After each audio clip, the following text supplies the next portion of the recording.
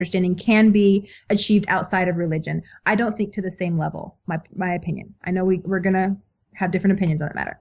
And when people criticize religion for, among other things, being a source of prejudice or conflict, I think you need to realize that it's not religion that's failing itself, but it's one of mankind's failings. It's not, and that's something we've It's one and the same, though. Religion is a man-made institution. We have to. Okay, so let me continue. Okay, I'm just saying, look, you can't separate the two. It's one and the same. Okay, the practice of a religion is dependent upon your character, and I think religion provides the ideals for us to work towards, sort of like you mentioned, like democracy does. But like democracy, some people use it for good and some will abuse it, but few would argue that democracy isn't the ideal to aspire to. And so I feel like with religion in this context, we have that ideal to aspire to, but so many religion or religious topics or organized religion has fallen short. And I think that is where a lot of the conflict comes from, because yes, there are a lot of faults and there are a lot of problems and issues with religion, and sometimes it causes more problems than it fixes.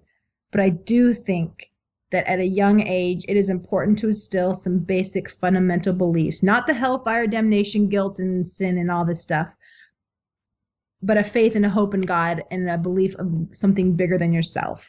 So you're modifying your own dogmatic beliefs. I'm modifying them? Yes. I'm not modifying my beliefs. My beliefs are my beliefs. Okay, but I'm saying you're a Mormon, which is rooted in Christianity. Yes. Which is it comes from the Bible. Yes. You're picking and choosing which portions to teach your children rather than the entire thing. I feel like in religion, and that's why you kind of need your parents to help guide you, because I feel like religion, there's so many human failings. There's so many areas in religion where humans have digressed and gone a different way that I think is not ideal. And like I mentioned, democracy is not always great, but it's a great ideal to aspire to. And you know what? People's spirituality and their understanding change over time. My spiritual development is so different, or my spiritual understanding is so different now than it was when I was 16 or when I was 5. But I have my parents to thank, because I feel like if I had not been taught religious doctrine at a young age, I probably would have never gone to it, because I feel like just like anything else, it's a process that has to be learned. The implication there again is that it's necessary. It is. No, it's not. I'm asking you why it's necessary. I still haven't heard a really valid reason for why religious doctrine is necessary. Because God exists. There you go. Okay, that's a false argument, but I know you love those ones. Go ahead. And if he exists, then it is if necessary. He exists. Okay, yes. Okay, so if it does exist, is it not necessary? Just that one question. If. And I'm not saying that you need to admit that he is or isn't. No, I don't. In this pretend world. I don't, because even if God exists, you don't think we need to teach children about him? If fairies exist, is it not important to teach your children about fairies? I guess I would say yes. You realize this is an argument you could make up about anything. I know that's what I'm saying, but at least you could fill in anything. Like if flying pink elephants existed, if whatever it is. All I'm saying is to teach your children that it is okay to question, that it is okay to struggle, that they don't have to have all the answers. I feel like that's where some parents, they just teach their children one set, this is the way it is. And no, I don't think that's healthy. I think we need to teach openness, and we need to teach dialogue, and we need to teach to question and to think about things. And that's why I did question the Mormon faith. But you still won't allow your child to abstain from going to church. Not until I believe that they're. But you just said abstaining from a church is a form of questioning. Look, if they don't want to go to church. You know what? They don't have to believe, but they have to go to church until they're 16. That's kind of been my rule. But do you understand how that? Okay, you're listen. Forcing a child to do something against their will, that they're questioning. They have legitimate concern about what you're teaching them. And once they're old enough that we can sit down and have an open conversation, but not when they're 5. I'm sorry, when you're 5, you don't know what you want. Okay, here's an example. And I'm going to tie this into spiritual. But you can't even prove. You have no there's no tangible evidence that your religion is the religion they have to adhere to. No, and So how is that a model of good parenting when you can't support what you believe? You're instilling this in your child. I'm sorry, that's not a model of good parenting when you have no real evidence to support your claims.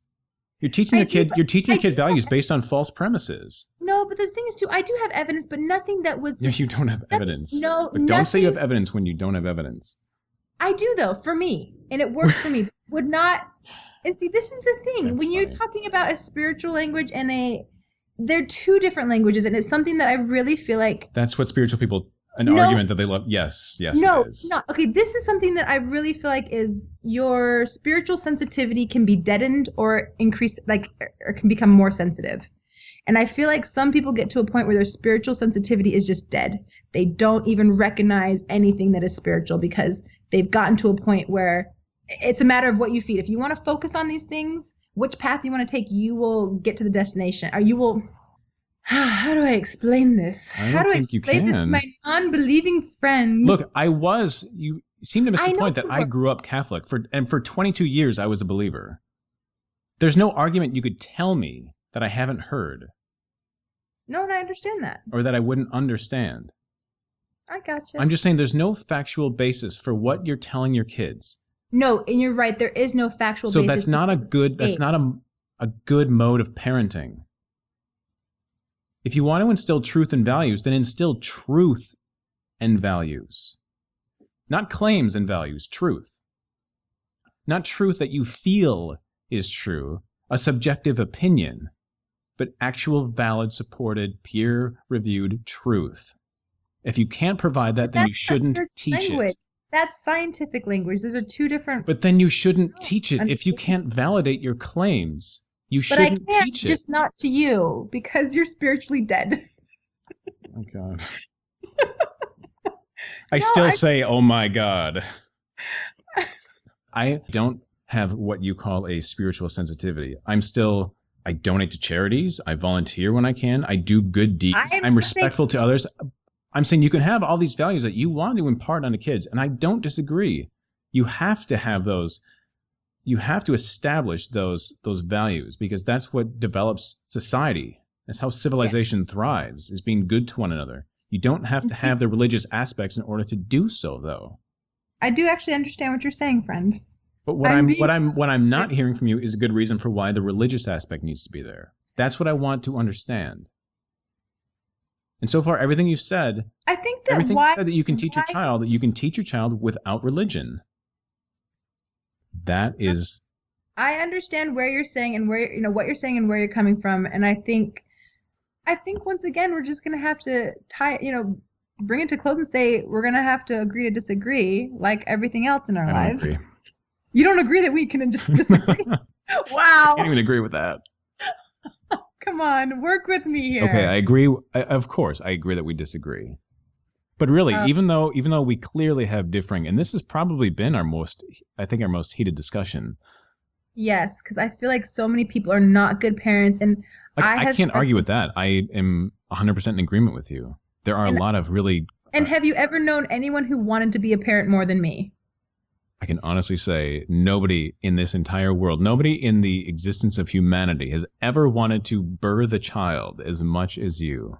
See? And you actually know me very well. Yes. So, yes, I was a little heated as usual. I am a passionate person and I tend to get a little... Nobody can argue with that. The first truthful thing you've said today. Yes, and you just tend to push my buttons. You just like to... Another truthful thing. Wow, 2 truthful things in a row. Yet we're friends. Yet we're friends. Well, on that note, let us wrap up this podcast. We appreciate you sticking with us through this one. This was a bear. This was, I don't know, we barely stuck through it. I don't know how you listeners were able to do it, but kudos to you. Again, if you, as I mentioned, today's topic was a listener-suggested topic. We'd love to hear any other ideas that you might have out there. You can find us online at blog.mormonandatheist.com. You can send us your email ideas at mormonatheist@yahoo.com. You can always find our podcasts, our archive of podcasts on iTunes. And we appreciate you listening and sending the message out that we are out there and sharing that link with your friends and family. And you can also follow us on Twitter at Mormon and Atheist. Once again, this is David, Anthony, and Sarah, the Mormon. We will talk to you guys next time. Bye now.